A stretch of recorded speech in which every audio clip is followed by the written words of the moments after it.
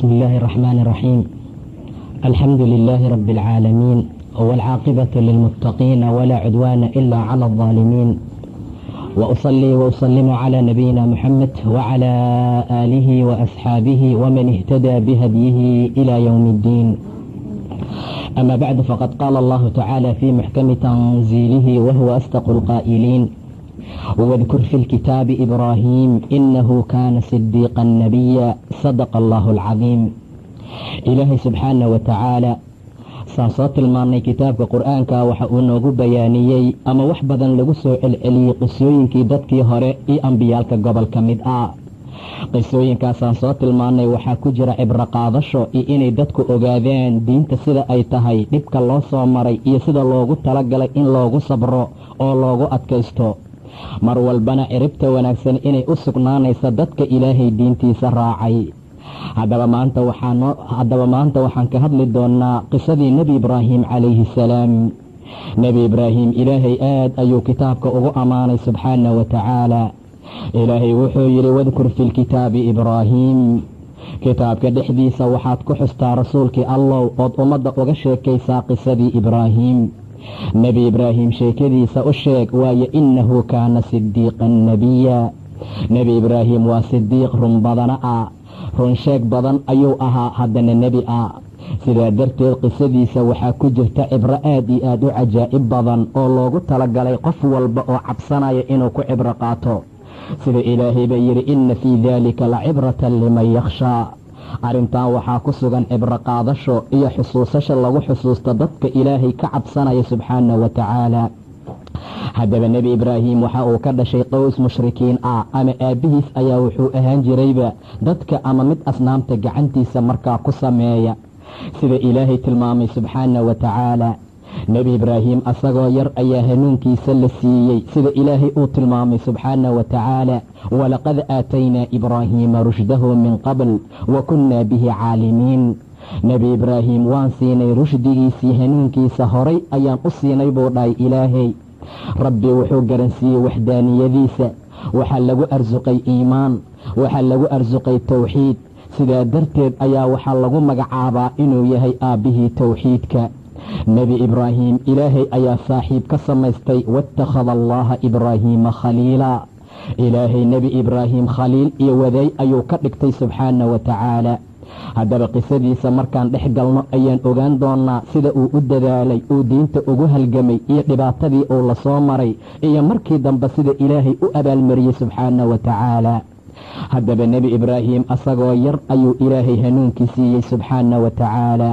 qoonkiisa iyo aabbihii ayuu waaniyey, weliba wuxuu wax ka tusay oo ay ahaayeen dad xidigaha iyo bisha iyo qoraxda waxyaabaha noocaasa caabuda.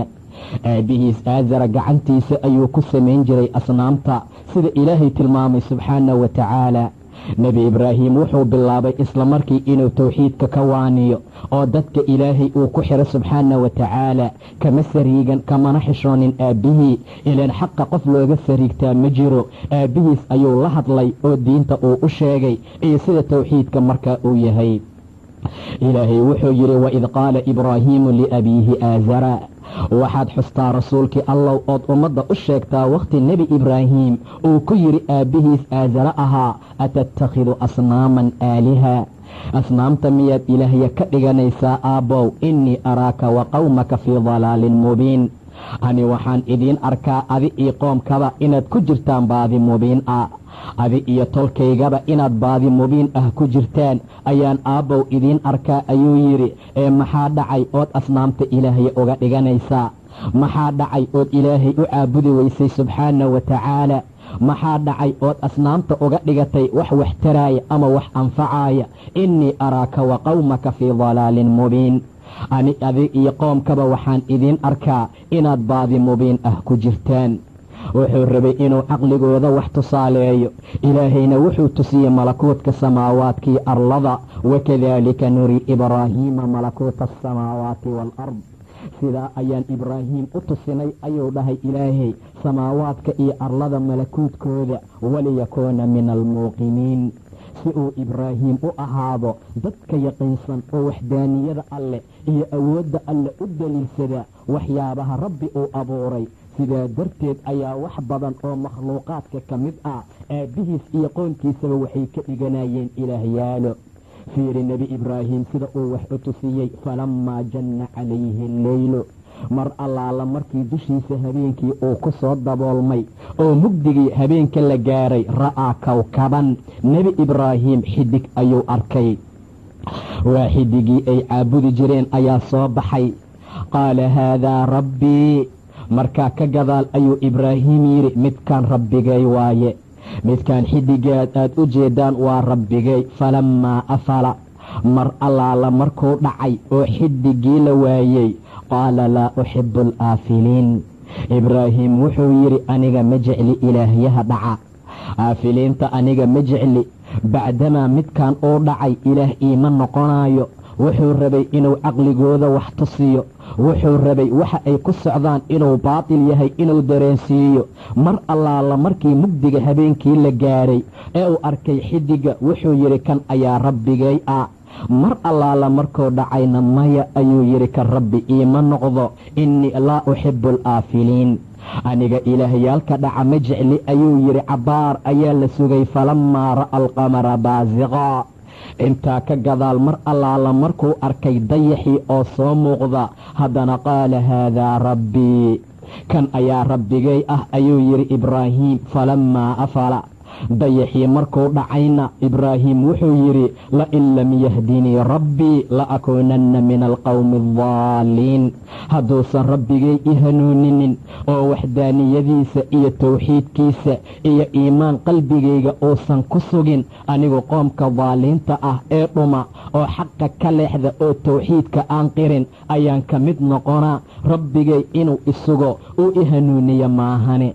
waa mar allaala markuu tusiyey qamarkii haddana inuusan ilaah u noqonaynin.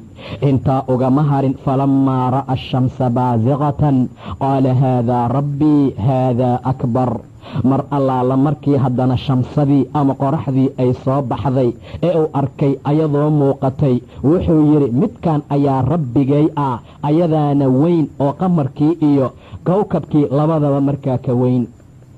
wuxuu rabaa weli qalbigooda iyo maskaxdooda inuu wax tusiyo. falammaa afalat, markay ayaduna dhacday, qaala yaa qawmi, wuxuu yidhi tolkayay i dhegaysta, innii barii'un mimaa tushrikuun, aniga beri ayaan ka ahay wax allaala waxa aad ilaah ugu shariig yeelaysaan, waxaad ilaahay wax kula xiriirinaysaan ood waxdaaniyadiisa aad kula lifaaqdeen, aniga beri ayaan ka ahay ayuu dhahay. qoomkayow i dhegaysta, war qoomkeeyow imaqla, aniga beri ayaan ka ahay. tolka sidaa ayaa loogu talagalay in loogu sheego. hadday diinta alla qiri waayaan, xaqa ay ku socon waayaan oo tawxiidka ay ka leexdaan, ibraahim fiiri muxuu yidhi, yaa qawmi innii barii'un mimaa tushrikuun, aniga beri ayaan ka ahay wax allaala waxaad ilaah ugu shariig yeelaysaan. sidaa darteed ayuu ilaah subxaana wa tacaala wuxuuna amray baatilka iyo xumaanta iyo shirkiyaalka ay ku dhex jiraan tolalka inaan la dhex gelin oo bannaanka lagala baxo oo faraha lagala baxo oo aan lala samaynin baatilkooda. ilaah subxaana wa tacaala markuu nebigiisa la hadlayay wuxuu yidhi, wa andir cashiirataka alaqrabiin, waxaad u digtaa qaraabadaada kuwa ugu dhow xaqa u sheeg, diinta gaarsii. sidaa ayuu yidhi ilaah subxaana wa tacaala. wakhfid janaaxaka, dhinacaagana u raarici liman ittabacaka min almu'miniin, in allaala intii ku raacda oo iimaan leh oo rabbigood rumaysay, adiga dhinacaaga u raarici, isu duleey, agtooda fadhi, marka horena tolkaaga xaqa u sheeg. fa in casawka, hadday ku caasiyaan oo ay diidaan amarkaaga iyo diinta aad wadato iyo xaqa iyo tawxiidka, hadhihin tolkaaga iyo kabtaada waa lagu dhex jiraa, ee faqul innii barii'un mimaa tacmaluun, waxaad ku dhahdaa aniga beri ayaan idinka ahay wax allaala waxa aad samaynaysaan. baadilka iyo xumaanta aad ku jirtaan ani ma samaynaayi, aniga wax aan ku soconaya ma aha. sidaa dhah ayuu yidhi ilaah subxaana wa tacaala. waad u jeedaa nebi ibraahim wuxuu yidhi qoomkeeyow, anigu beri ayaan ka ahay wax allaala waxa aad ilaah ugu shariig yeelaysaan. xaaladaa waxay tilmaamaysaa nebi ibraahim calayhi assalaam inuu khayr iyo wanaag ummaddiisa la rabo, inuu xaqa iyo diinta gaarsiinayo, uu rabo inuu tawxiidka ka dhaadhiciyo, xaqa iyo diinta uu u sheego, shirkiga iyo gaalnimadana ay ka tagaan. qoonkiisa iyo aabbihii labadaba waa wacdiyey, waana waaniyey, xaqa iyo diinka ayuuna markaa u sheegay. ilaahay maruu ka hadlayay asagoo aabbihiis waaninaya wuxuu yidhi, wadkur fi lkitaabi ibraahiima, kitaabka waxaad ku dhex xustaa nebi ibraahim, innahu kaana sidiiqan nebiya. ila nebi ibraahim wuxuu ahaa sidiiq, run badana ah, run sheegid badan ayuu ahaa, haddana nebi ayuu ahaa buu dhahay ilaah subxaana wa tacaala. haddaba ammaantaa muxuu ku gaaray fiiri, id qaala liabiihi, wakhti aabbihiis uu ku yidhi, yaa abati lima tacbudu, aabbow maxaad u caabudaysaa wax aan wax maqlaynin oon wax arkaynin, walaa yugnii canka shay-a, waxnana aan kuu tari karin. aabbow maxaad u caabudaysaa dhagax iyo qori la qoray, shirki iyo gaalnimo maxaad ugu dhex sugan tahay aabbow? dad khubuur ku jira oo aan wax maqlayn wax arkayn maxaad u caabudaysaan? wax rabbi ka soo haray ama jamaadaad ah ama xayawaano ah ama makhluuq rabbi khalqay ah maxaad u caabudaysaan? id qaala liabiihi, wakhti aabbihiis uu ku yidhi, yaa abati aabbow, lima tacbudu maa laa yasmacu, waxaan wax maqlaynin oon wax arkaynin waxna aan kuu anfacayn, aabbow maxaad u caabudaysaa? wuxuu ka gudanaa risaalada, wuxuu rabaa inuu xaqa aabbihiis ka dhaadhiciyo. hadal fiican oo macaan ayuu kula hadlaa nebi ibraahim. aabbihiis cayn maayo, wax kala gaarsiin maayo, wuxuu rabaa inuu si tartiiba oo deganaana diinta uu ugu sheego. asoo hadalkiisa sii wata wuxuu yidhi, yaa abati innii qad jaa'anii min alcilmi, aabbow aniga cilmiga xaggiisa waxaa iiga yimid waxaan adi kuu imaanin, ee faattabicnii, isoo raac, ahdika siraatan sawiya, aan kugu hanuuniyo jidka toosane. aabbow cilmi aan kuu imaanin ani ii yimid, aabbow ani ilaahay ayaa xaqa i waafajiyey, adiga mushriknimo iyo gaalo ayaad ku sugan tahay. aabbow waxaa xagga alla iiga yimid cilmi aan adi kuu imaanin, isoo raac, aan kugu hanuuniyo jidka toosane. hadalka macaantiisa fiiri, sida aadaabtii usluubta leh uu aabbihiis ula hadlaya fiiri, isagoo qayle iyo canaan iyo waxyaabo kale aan ku darin, hadalkiisana sii wata wuxuu yidhi, yaa abati laa tacbud ashaytaan, aabbow shaytaan ha caabudin, aabbow shaydaan warkiisa ha yeelin, waayo ina ashaytaana kaana lilraxmaani casiya, shaydaanka allaha raxmaanka ah ee naxariista badan ayuu ku caasiyey oo amarkiisa diidaye. aabbow shaydaan ha caabudin, waayo haddaad alle u shariig yeesho adoo shaydaan caabuday la mid tahay. haddaad rabbi waxdaaniyadiisa wax kale lala xiriiriso waxay la mid tahay adigoo shaydaan caabudaye. aabbow shaydaan ha caabudin, waayo shaydaanka allaha raxmaanka ayuu ku caasiyeye. hadalkiisa asoo sii wata wuxuu yidhi, yaa abati innii akhaafu an yamassaka cadaabun min alraxmaan, aabbow ani waxaa ka cabsanaa allaha raxmaankaa xaggiisa inuu cadaab kaa taabto, oo fatakuuna lishaytaani weliya, shaydaanka aad weli u noqoto, shaydaanka mid walaal ah aad la noqoto. taasaan ka cabsanaa aabbow, intay arrintaa dhicin ani isoo raac, intay arrintaa dhicin xaqa raac, intay arrintaa dhicin oo shaydaanka aadan weli la noqonin, allaha raxmaanka agtiisana cadaab kaa taabanin. allow aabbow ka har waxyaabahan aad ku socoto, shirkigan iyo gaalnimadan, ee waxaad fulisaa tawxiidka, rabbigaana aamin.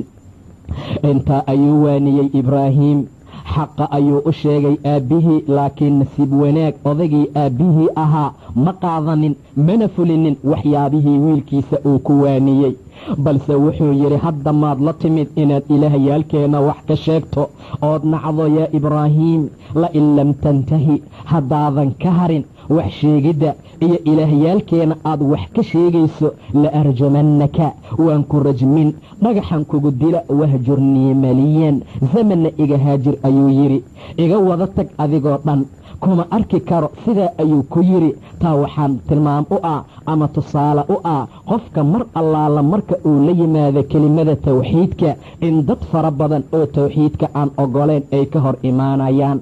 waayo rasuulka markii lagu soo dejiyey iqra' ee uu soo orday oo khadiijana ay waday u geysay waraqa ibni nawfal wuxuu yidhi ras waxaad tahay ama ninkaa ku yimid waa naamuus ama waa khayr wadihii waa kii ilaahay nebi muuse uu ku soo dejiyey ee shallaytadaydii iyo halaagaygiyow nin nool maan noqdo wakhtiga ay qoomkaaga ku bixin doonaan nebiga aad ayuu ula yaabay wuxuu yidhi awa mukhrijyahum kuwaan maa i bixinaaya dad maanta i jecel maxamed amiin i dhahaaya maxamedkii saadiqa ahaa iigu magac daray aad ii jecel dad noocaas ah maa i burinaaya waraqa wuxuu yidhi lama imaanin wixii aad la timid qof la yimid ma jiro ilaa waa lala colaytamay waa la nacay laa ilaaha ila allah dhaha dadka waa lagu nacaa war ilaahay keligiis qirac oo keligiis amarka qaata oo waxdaaniyada u gooni yeela tawxiidyaalka saddexdaa asaga u gooni yeela sidaa haddii la dhaho dad badan ayaa ka xumaada oo dadka ka hor yimaada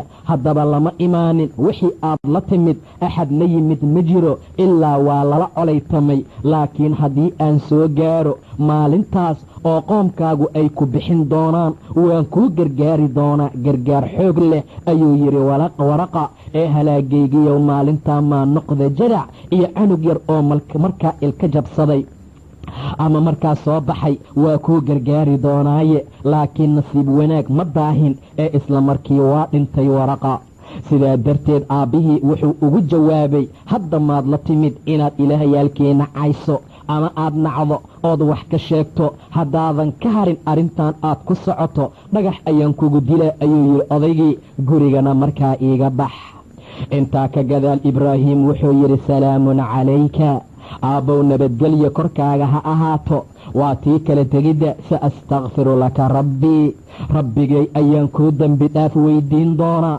innahu kaana bii xafiya ilaahay waa alla i ilaalinaya oo i dhowraya subxaana wa tacaala dembi dhaaf ayaan kuu weydiin doonaa waana ka fogaaday oo waa ka dhaqaaqay wixii markaa ay ku jireen ibraahim oo aabbihiis iyo qoomkiisaba ibraahim markaa waa ka durqay haddaba arrimooyinkaasoo dhan waxay noo tilmaamayaan inuu nebi ibraahim aad u dadaalayo ilaa iyo hadda uu dadkiisa dhex maraayo oo xaqa iyo diinta u sheegayo waxay ahaayeen dad asnaamta caabuda waxay ahaayeen dad asnaamta maalin u sameeya oo ciid ah oo damaashaad iyo waxyaabo kale ku dhex sameeya ayay ahaayeen sida ilaahay tilmaamay subxaana wa tacaala rabbi asagoo noo tilmaamaya arrintaa wuxuu yidhi iyo sida ibraahim uu sameeyey wa inna min shiicatihi la ibraahiim nebi nuux waxaa ka mid ahaa oo diintiisa raacay oo qaybtiisa iyo firqadiisa ku jiray ibraahim id jaa'a rabbahu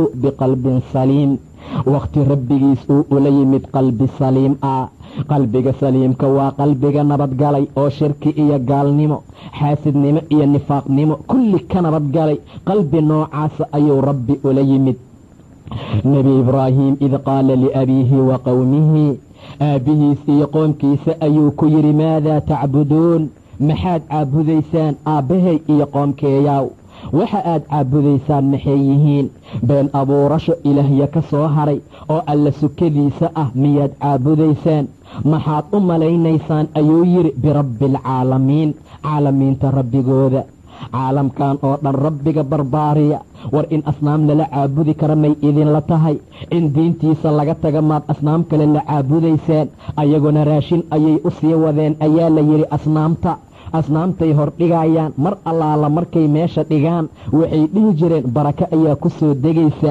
markaa ka gadaal ayay isticmaali jireen amase waxyaabo kale ay ku samayn jireen ibraahim canug yar waaye waa iska sii raacay wixii ay samaynayeen cabbaar markuu la socday fa nadara nadratan fi nujuum intaa ka gadaal ayuu xidigaha fiiriyey nujuumtii xidigaha ayuu fiiriyey faqaala innii saqiimun aniga mid xanuunsan ayaan ahay ayuu yidhi ama waan xanuunsan doonaa waxaa dhici karta inuu ula jeedo waxaan iyo ficilkan iyo arrimooyinkan aad samaynaysaan kuma caafimaad qabi mid ka xanuunsan oo ka buka oo aan raalli ka ahayn ayaan ahay faqaala innii saqiimun mar allaala markay sidaa uu yidhi way ka jeesteen xaggiisa wayna ka dibjeediyeen mar allaala markay raashinkii u dhigeen ayagana ay ka tageen faraaqa ilaa aalihatihim ilaahyaalkooda ayuu u dusay oo meeshii ay ku jireen ayuu aaday faqaala alaa ta'kuluun wuxuu ku yidhi maad cuntaan, cuni maysaan miyaa raashinkan? wuxuu la hadlayaa asnaamtii.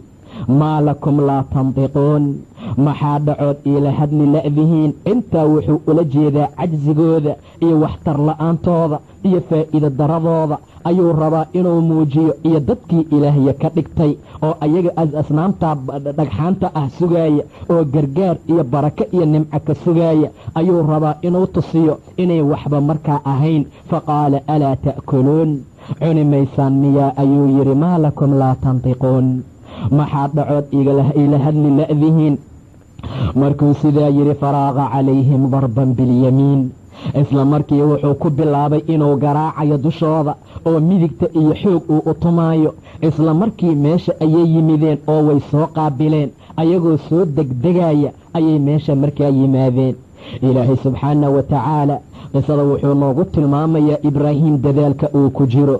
dadkii oo dhan asnaam bay caabudayaan, dadkii oo dhan shirki iyo waxyaabo kale ayay ku jiraan. aabbihiis ayaa ugu weyn, keligiis ayaa tawxiidka ka qirsan oo raacsan.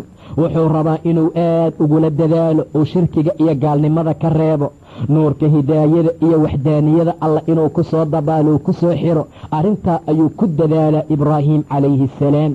sidaa darteed ayaa meel walba ay galaan iyo wax allaala wixii ay sameeyaan ayuu ka daba socdaa. wuxuu tusaalaynaa waxa ay caabudayaan inaysan faa'iida lahayn.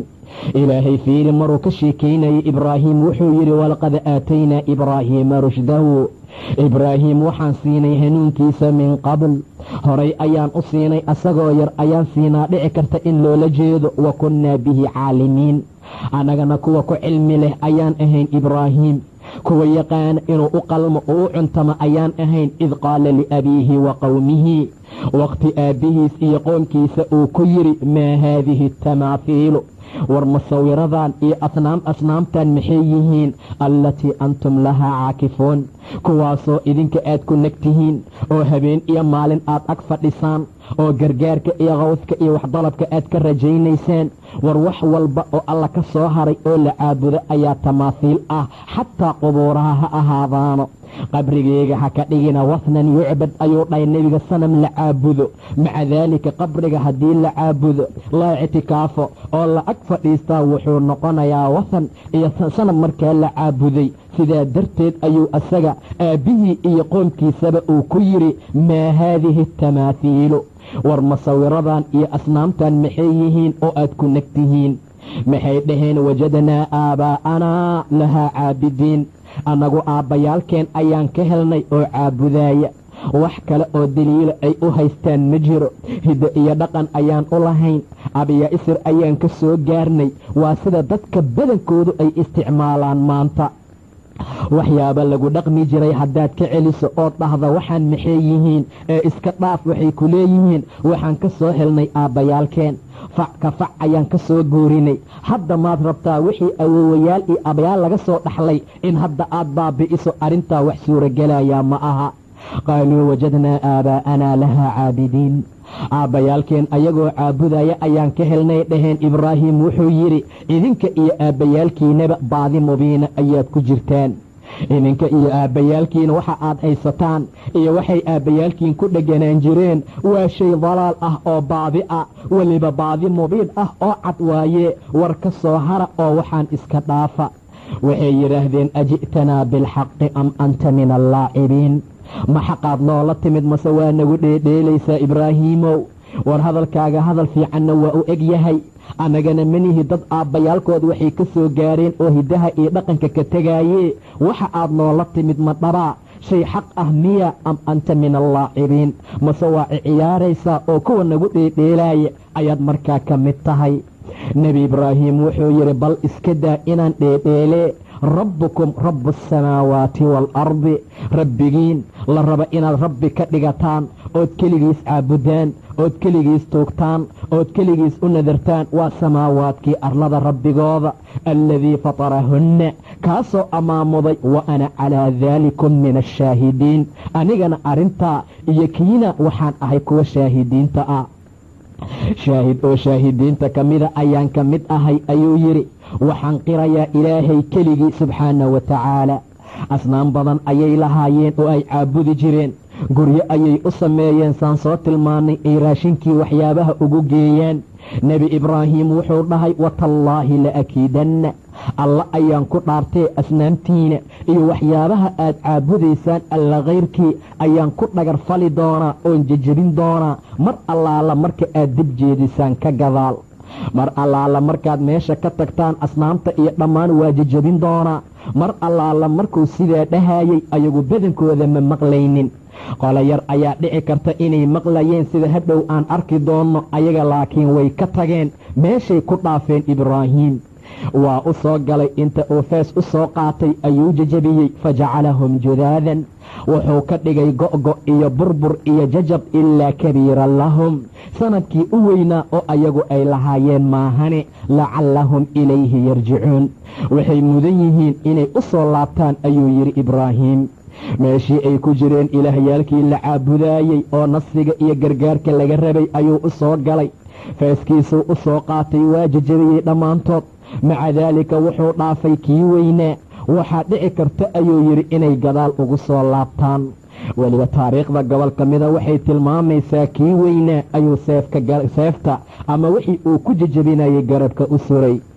mar allaala markay soo noqdeen ayay arkeen ilaahyaalkoodii oo la jejebiyey, ilaahyaalkoodii oo la baabi'iyey.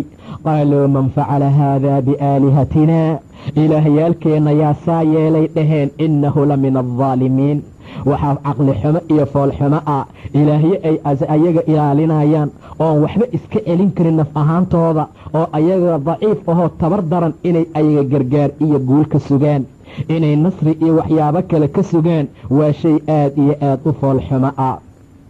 shay aad iyo aad u foolxumo ah ayay tahay. maca daalika arrintaa waxaa loogu tala galay inay ogaadaan in waxaan ay yihiin shay daciif ah oo faa'iido aan lahayn, oo ilaahay keligiis ay raacaan subxaana wa tacaala.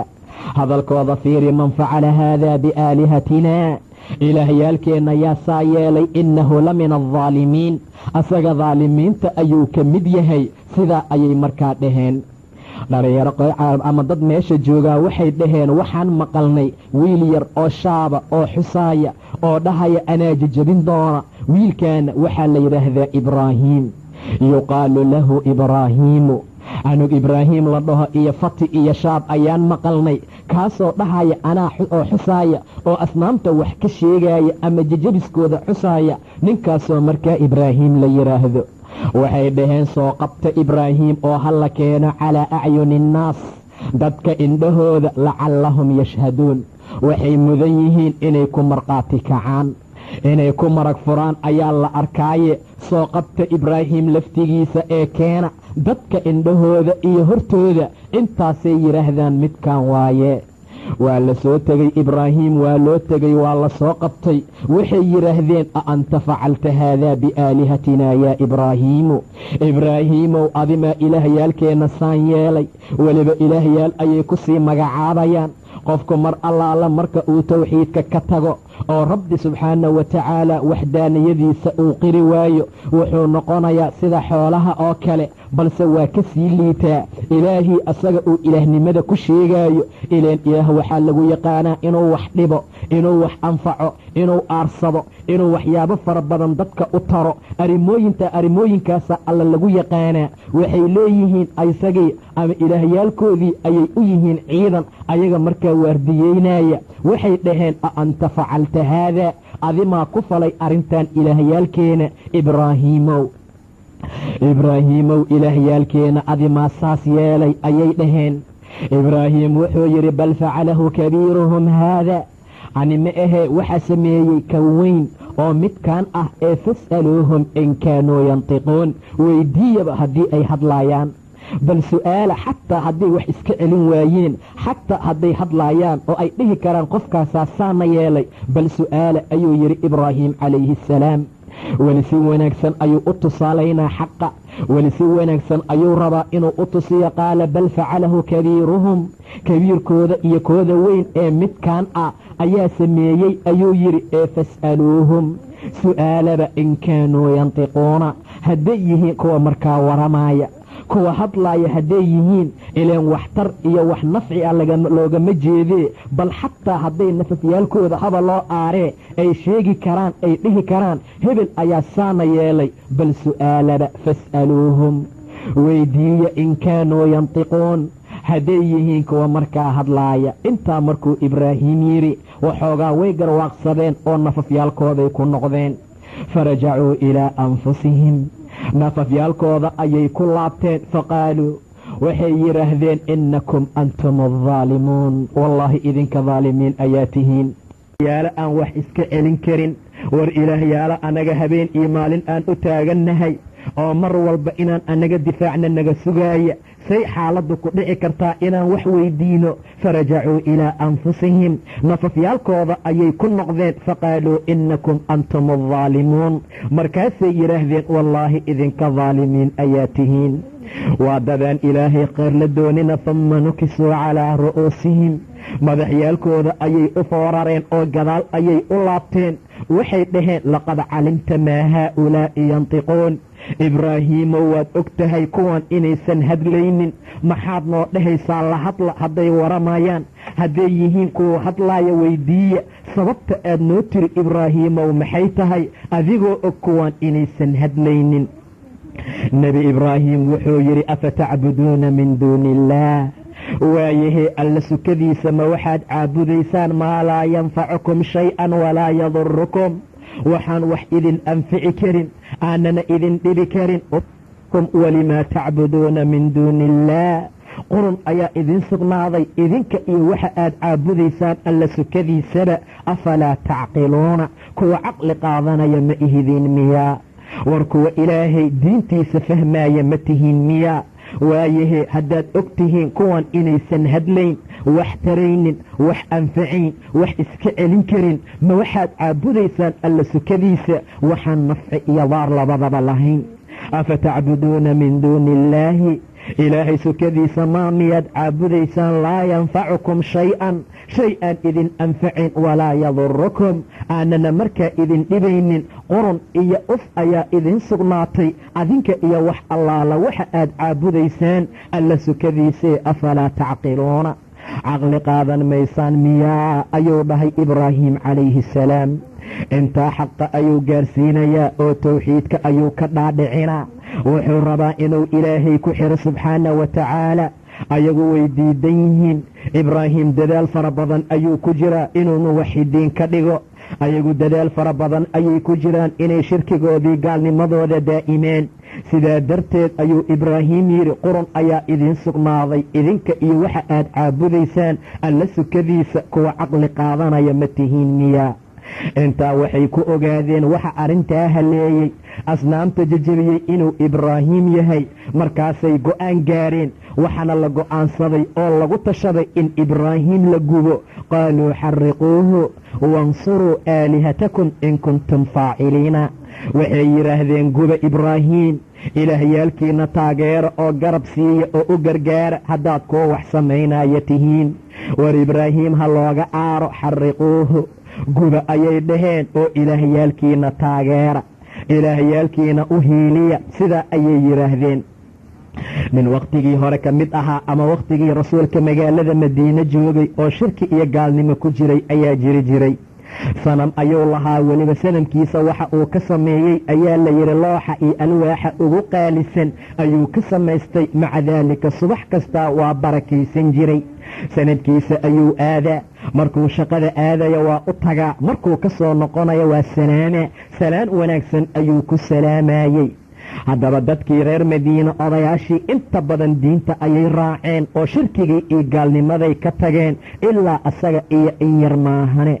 nasiib wanaag wiilashii uu dhalay ayaa nebiga rumeeyey hooyadoodna way rumaysay weliba muscab ibni cumayr oo ahaa ninkii magaalada madiine loo soo diray ayay diinta si wanaagsan uga barteen. xaaladdu markay meesha maraysay ayay u tashadeen odayga sida sanamka looga celin lahaa. habeenada ka mida ayay u yimaadeen oo ay ku soo xadgudbeen sanamkii ayay ka qaadeen meel ayay ku tuureen. subaxii markuu soo kacay sida caadada u ahaan jirtay ayuu sanamkiisii u yimid si uu u salaamo uu salaamta u bixiyo uu ka dhigto ama uu barakaysto. sanamkii ayuu waayey waa qayliyey, si kasta ayuu wax u sameeyey, waa raadiyey, meel kasta ayuu ka raadiyey, waa waayey. markii dambe ayuu arkay asagoo la xooray oo meel markaa laysaga tuuray. waa soo qaaday, waa dhaqay sanadkii, meesha ayuu keenay haddana. markaasuu yidhi haddaan ogaan lahaa qofka saas ku yeelay waa kaa celin lahaa, ee iska sabar ee meeshaada joog. meeshaada joog ayuu yidhi. maalintii dambe ama habeenkii kale ku soo xadgudbeen wiilashii, sidii oo kale ayay yeeleen haddana. dhowr mar markay sidaa yeeleen ayaa maalintii ugu dambaysay seef ayuu soo qaaday, garabka ayuu u suuray. markaasuu yidhi haddii ani wax aadabadnimada iitari kartide, haddaad nin khayr leh tahay oo mid khayr wata aad tahay, naftaada difaaco, aniga ileel kuuma jeedi, waxasaa markaa ku yeelaaya. cilmigii way u soo xadgudbeen. habeenkii kale haddana seeftii ay ka qaadeen. sanadkii intay soo qaadeen ayay dhintay ku xireen, qashin qubkay iskula tuureen. waa yimid si uu sanadkiisii u salaamo, waa waayey suu u raadinaayey oo meel kasta uu uga raadinaayey. ayaa markii dambe wuxuu arkay sanadkii oo dhintay lagu xiray oo qashin qubka markaa lagu riday. maalintaa ka gadaal ma soo qaadin, horay ayuu u tuuray. markaasuu yidhi haddaad ilaah ahaan lahayd, adi iyo dhintay qarni iyo kuwo isku xiran ma ahaan lahaydeen qashin qubka dhexdiisa. meesha ayuu ku qiray waxdaaniyada ilaahay, diinta allana uu ku raacay subxaana wa tacaala. weliba ninkaa wuxuu dhihi jiray marka la dhaho ilaahay aamin, horta sanadkeygan lasoo tashanaa. markaasuu aadi jiray.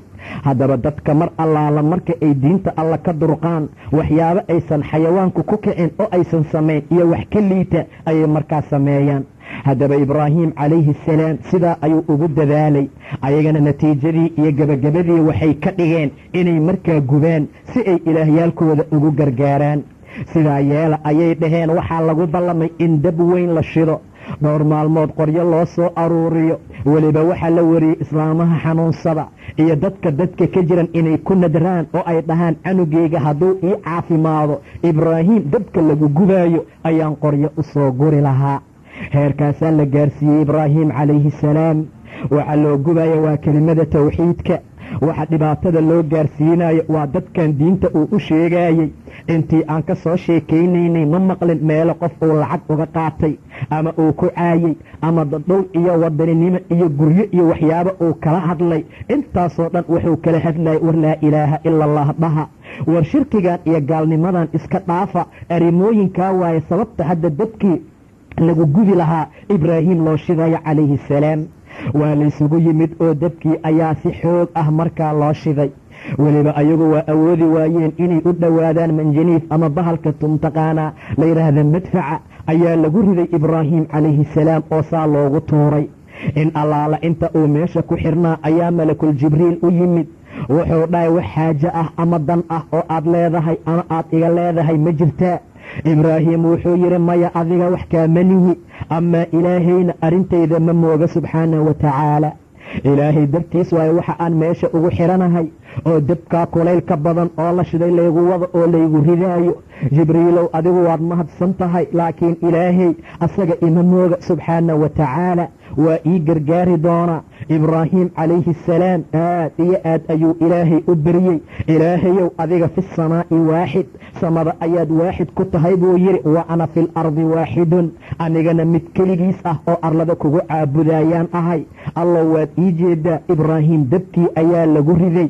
dab alka markii lagu riday hadalladii uu ku hadlay waxaa ka mid ahaa inuu yidhi xasbiya allah wa nicma alwakiil, sida nebiga tilmaamay sala allahu calayhi wasalam. xasbuna allah wa nicma alwakiil ayuu dhahay nebiga mar allaala markii la yidhi ummaddii iyo gaaladii way isu soo bahaysataye ka cabsada. fazaadahum iimaan ayuu u siyaadiyey. waqaaluu xasbuna allah wa nicma alwakiil. ibraahim ayaa yidhi markii dabka lagu riday calayhi salaam, sidaa darteed xasbiya allah wa nicma alwakiil ayuu dhahay. kaafigay ilaahay waaye, asaga ayaa igu filan. in alla in la kala tala saartana oo wakiil laga dhigta asagaa u nicmo badan subxaana wa tacaala. nebi ibraahim markii dabkaa lagu riday, ilaah subxaana wa tacaala wuxuu yidhi qulnaa yaa naaru kunii bardan wa salaaman calaa ibraahim.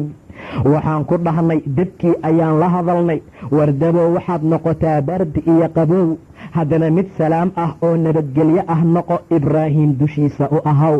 ibni cabbaas wuxuu yidhi wasalaaman haddaan lagu dari lahayn ibraahiim qabow inuu u dhibaatooba ayaa suurogeli lahayd laakiin ilaahay wuxuu yidhi yaa naaru kuunii bardan wasalaama dabow waxaad noqotaa qabow iyo nabadgelyo qabowgaaga qabow salaamo iyo mid badbaado wata ha ahaado ibraahiim dushiisa markaa u ahaaw sidaa ayuu yidhi oo ilaahay ayaa dabkii ka damiyey subxaana wa tacaala wax dhibaataa ma gaarsiin ilaan dabka waxa uu wax ku gubaa waa daata alle iyo awood alle awooddii alla haddii meesha laga waayo wax uu gaarsiin karaa ma jiro dabkii ayuu la hadlay ilaahay oo yidhi qabow iyo badbaado iyo nabadgelyo u noqo ibraahiim dushiisa wa araaduu bihi kaydan fajacalnaahum alakhsariin waxay la dooneen ayaa la yidhi dhagar iyo keyd iyo makri annagana waxaan ka dhignay kuwo khasaaro badan oo khasaaray ayaan iika ka dhignay guushii iyo wanaaggiina iyo ciribtii wanaagsan waxaa helay ibraahiim calayhi assalaam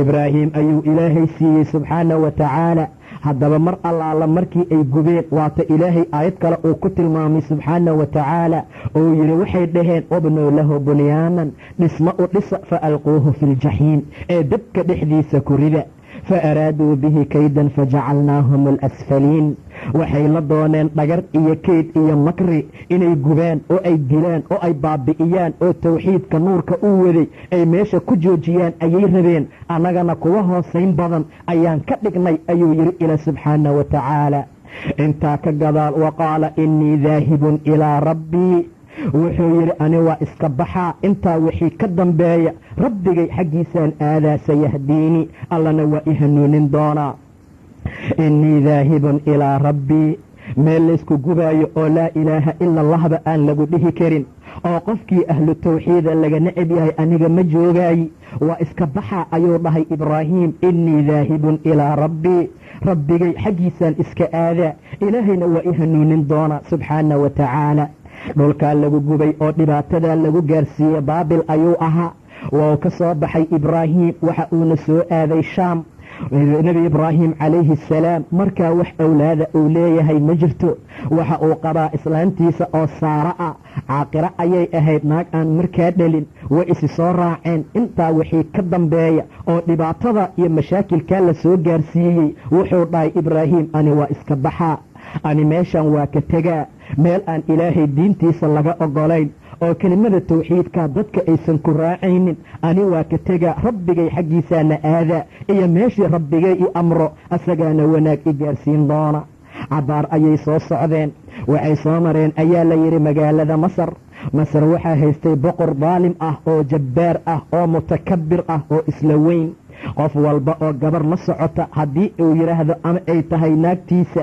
xumaan ayuu ku samayn jiray haddaba boqorkii waa loo soo sheegay oo waxaa la yidhi ibraahiim ayaa dhulkaaga soo galay oo magaalada ku socda waxaana la socota naag axsan naas ah oo dadka aad iyo aad midda ugu fiican ah iisoo qabta oo ii keena ayuu yidhi mar allaala markuu sidaa yidhi ibraahiim ayaa marka hore loo wacay oo la yidhi maxay kuu tahay ibraahiim wuxuu yidhi walaashay waaye mar allaala markuu soo baxay ee la yidhi ii soo dir ayuu u yimid markaasuu dhahay faajirkii iyo daalimkii ayaan u tegey waxaan u sheegay inaad walaashay tahay ee hadalkayga habeeninin ayuu dhahay ibraahiim waayo maanta adduunka kuma sugna dad ani io adi maahane dad mu'miniin ah mu'miniintana waa walaalo sidaa darteed daalimka aan u tegey walaashay waaye ayaan soo iri ee beenteyda ha i beeninin ayuu dhahay ibraahiim calayhi assalaam islaantii waa la waday oo boqorkii ayaa loo geeyey mar allaala markuu arkay gabar qurux badan oo wanaagsan inay tahay wax kale maba su'aaline gacanta ayuu la taagtay ama gacanta ayuu la aaday asagoo raba ibraahiim oo aabbihii tawxiidka ah xaaskiisoo cafiifad ahayd oo aad io aad u dhowrsan inuu xumaan iyo waxyaabo kale ku sameeyo gacanta ayuu la aaday gacanta markuu ula dhowaadayna gacantiisa waxay noqotay mid shalal ah ama adag oo sida dhagaxa oo kale ayay markaa u kagtay wuxuu yidhi war ilaahaaga ii tuug wax dhibaata oon ku gaarsiinayaa ma jirtee waa iska kaa dhaafaa ayuu yidhi ee ilaahaaga ii tuug ilaahay ayay u barisay gacantiisaa loo sii daayey kama sabrina mar labaad ayuu la aaday haddana sidii markii hore si ka daran ayay noqotay, gacantii uga adkaatay, weliba dhibaato xoog u badan ayuu gaadhay. wuxuu yidhi war abbigaa ii tuub, wax dhibaato oon ku gaarsiinayaa ma jiro, war maanta wixii ka dambaysa bes waay, waa iska kaa dhaafaa, gacantayda hadday sideeda iigu soo noqoto. rabbi ayay u tuugtoo gacantiisaa loo sii daayey oo markaas sideedii hore u noqotay.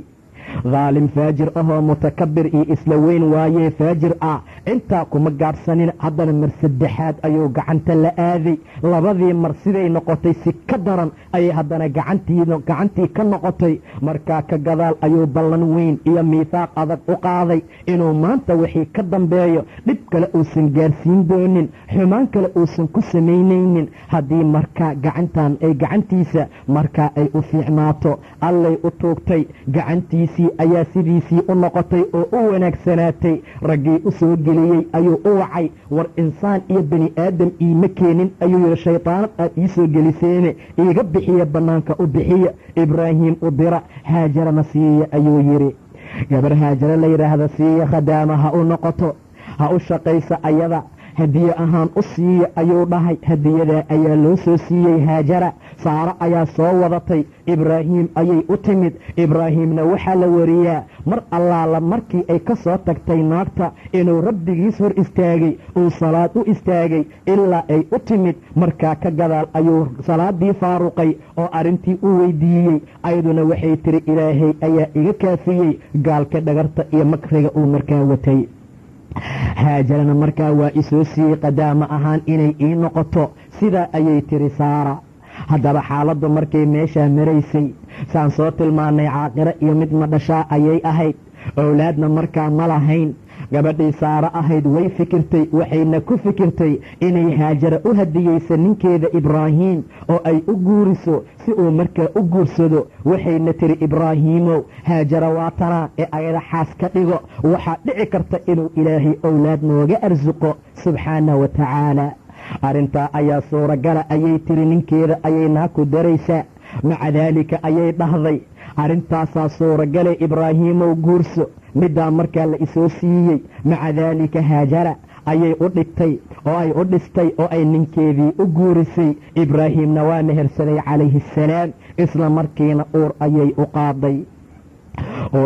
qaaday ayaa la yidhi. uurkaa ay qaaday iyo markay uurkaa u qaaday waa markii uu soo baxo meesha uu yimidoo gabadhaa haajara la soo siiyey. waata nebi ibraahiim uu dhahay, rabbi hablii min alsaalixiin, ilaahayow saalixiinta wax iiga hibeey, ilaahayow owlaad saalixiina baraka leh oo wanaagsane, owlaad saalixiina ii hibeey. rihayna wuxuu yidhi fabasharnaahu bigulaamin xaliim, waxaan ugu bishaaraynay canug dulqaad badan, canug xaliim ahoo dul leh oo dulqaad leh ayaan ugu bishaaraynay ayuu dhahay ilaah subxaana wa tacaala. waa ismaaciile. haddaba haajara uurkaa ayay qaaday. uurkaa markii ay qaaday nasiib wanaag waxaa dhacday saara oo markii hore dadaashay oo dadaal wanaagsan la timid oo ninkeedii ibraahiim ah u guurisay. islaantaa labaad ee haajara ah mar allaala markay uurkii qaaday in waxoogaa qalbigeedii waxgalay oo kiiro iyo hanaaso iyo maseer galay. maca daalika ay arki weysay islaantii kale ee haajara ahayd. islaantii kale ee haajara ahayd ka gadaal waa laga soo waday. mar allaala markii laga soo waday ka gadaal ayay canugii ismaaciila dhashay. canugii markii la dhalay haddana aad iyo aad ayay uga sii masayrtay, heer uu awoodi waayey ibraahiim inuu meesha ku wada haayo. balse wuxuu sameeyey ismaaciil iyo hooyadiis haajara ah ayuu soo waday. waxa uuna soo dejiyey xaramka oo markaa qofna aan joogin. xaramka oo markaa cidlo ahoo qofna aan joogin ayuu soo dejiyey, uu u soo waday. meesha ayuu keenay ibraahiim calayhi assalaam. weliba meesha dooxada ah ee kacbada ee macnaha dhinaceeda ah ayuu soo dejiyey. qof bani aadam ah oo meesha maalintaa deganaa ma jirin. jiraab iyo xoogaa yar oo timir ah ama weel yar oo biyo ku jira ayay wateen. meesha ayuu dhigay ibraahiim calayhi assalaam. ibraahiim cunugii iyo hooyadiis ayuu meesha dhigay. isla markii uu dhigayna waa ka soo dhaqaaqay, waana uga soo tegey. meesha ayuu uga soo tegey. wax yar oo biya ayay haysataa, waa canug yariis ahna waa wadataa. aabba inuu waday ayuu meesha dhigay. isla markiina waa ka soo jeestay. markuu ka soo jeestay ka soo daba oroday sida nebiga tilmaamay sala allahu calayhi wasalam, gadaal ayay ka qaylisay ay tiri ibraahiimow yaad nagu dhaafaysaa, ibraahiimow meesha meel halis ah oo dhibaato leh oo bahgooya oo cidlo waaye yaad nooga tegaysaa ayay tiri.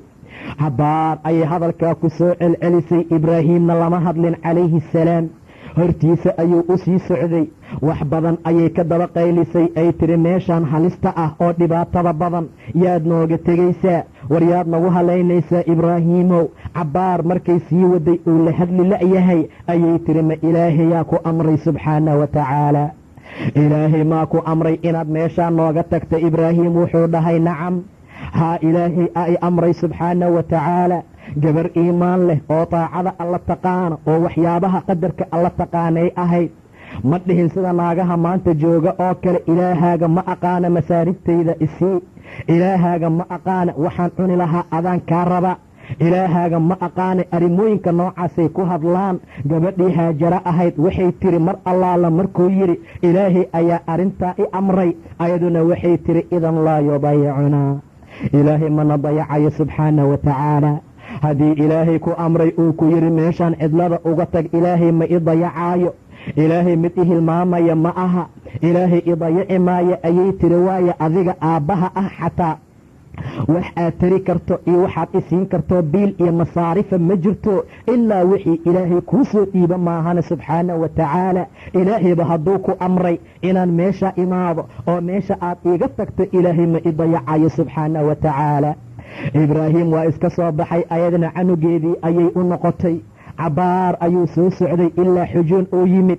wuxuu qaabilay ayaa la yidhi beydka, gacmaha ayuu kor u taagay ibraahiim, markaasuu dhahay rabbanaa inii askantu min duriyatii biwaadin gayri dii zarcin cinda beytika almuxaram rabbanaa liyuqiimuu asalaata fajcal afidatan min annaasi tahwii ilayhim warasuqhum min asamaraati lacallahum yashkuruun. dacooyinka ayuu ku duceystay, rabbanaa inii askantu, ilaahayow anigu waxaan dejiyey oo aan uga soo tegay min duriyatii ilmahayga biwaadin gayri dii zarcin, waadi iyo makaan oo abuur mid u saaxiiba aan ahayn, zarci iyo beer aan lahayn, oo cinda beytika almuxarami beydkaaga xurmada leh agtiisa ah ayaan uga soo tegey. rabbanaa liyuqiimu asalaa, allow kuwa salaada ooga ka dhig inay salaada hagaajiyaan, qalbiga dadkana allow u yeel mid xaggooda u soo dumata oo u soo aada, himaartana allow ku arsuq lacallahum yashkuruuna, inay shukriyaan ayay mudan yihiin ayagana. rabbanaa inaka taclamu maa nukhfii wamaa nuclin, allow waxaad og tahay waxaan qarinayno iyo waxaan muujinayno.